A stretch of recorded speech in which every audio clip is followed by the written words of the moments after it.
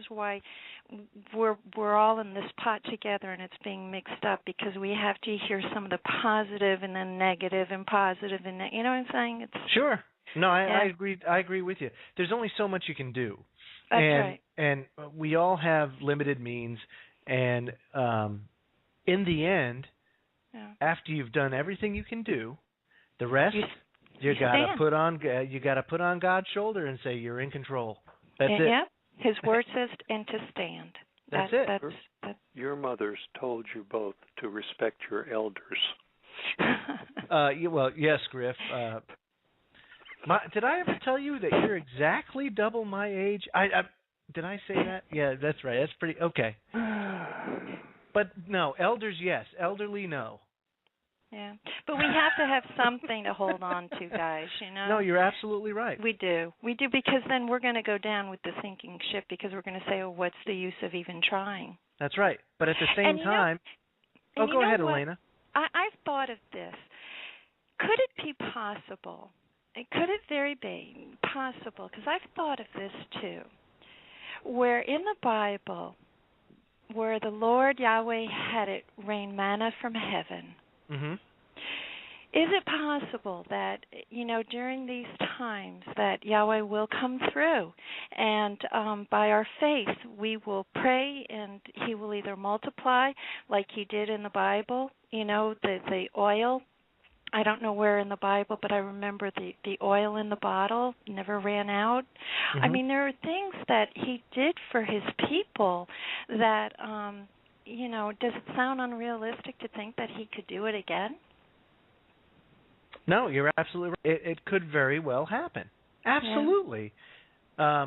And, you know, but again, there's a level of, we have to still take the information that I believe, and this is just me, that God imparts wisdom upon us, and for a reason, you know, either we can choose to accept it and understand and do something about it, or we can choose not to do something and ignore it.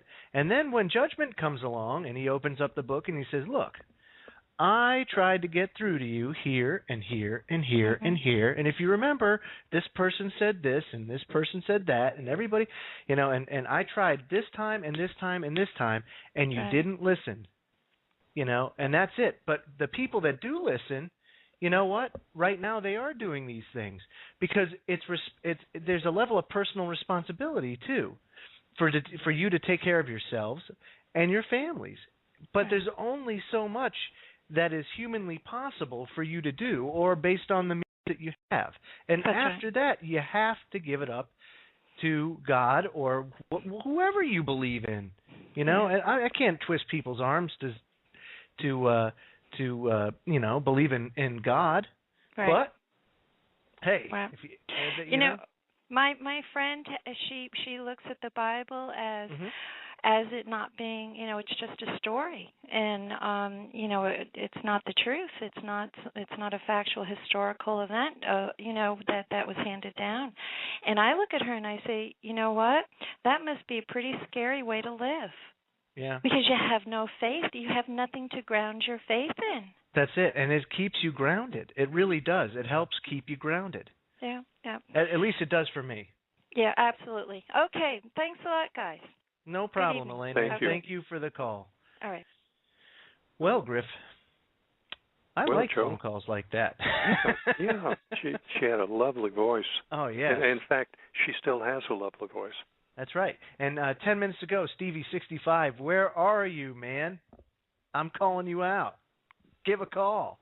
The number, 646-727-3387. Now, if you guys feel the need to go out and vote, and if you guys want to go play the game, that's fine by me. Hey, go ahead. There was a Before It's News article, and it came out today, and it says, alert, alert, alert.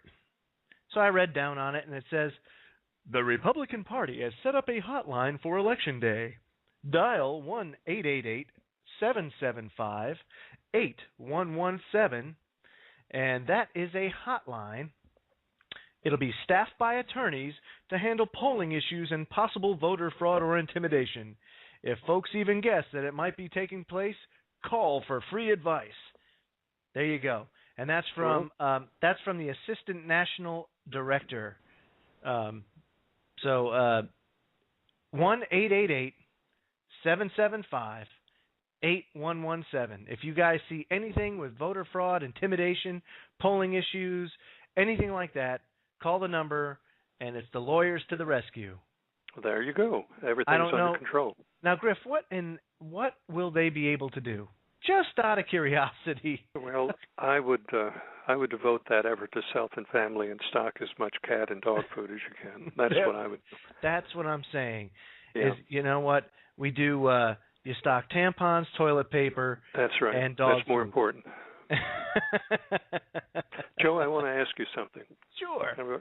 Seriously, I'm going to put you on the spot now, and I have no idea how you're going to answer this. Okay. It'll be an interesting response for me to hear you, whatever you say. What do you think motivates me to do this? Wow. You know, many people out there think I'm somewhere between an atheist and something else. I don't know, and never had any. I think you're halfway between an atheist and something else. That's. What about an agnostic? What's that? What about agnostic? Agnostics are weird folks, though. I mean, you don't do that. Listen, I'm joking with you and all of that. I'm not I used to be an agnostic. An agnostic will say we know it's something, we know it's a supreme being, but we just don't know, and we're open to everything. That was an agnostic. An atheist doesn't believe, just nothing. You live and you die, and that's it. But I'm neither one of those now. So I'll ask you again, what do you think motivates me to do this?